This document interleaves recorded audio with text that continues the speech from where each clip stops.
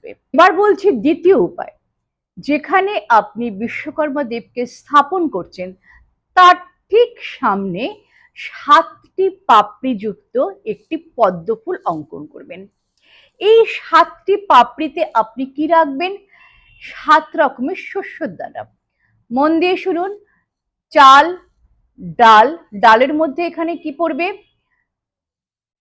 হলুদ মুগ ডাল, সবুজ মুগ ডাল, ছোলার ডাল, কালো বিউলির ডাল এবং মটর ডাল আর গম। অর্থাৎ এই 7টা শস্যের দানা আপনি সিঁদুর মিশিয়ে ভর্তি করে দেবেন, মানে পাপড়িটা যেন ভর্তি, মানে এক একটা পাপড়িতে শস্য দানা যেন ভর্তি থাকে। এইভাবে আপনি রেখে দেবেন।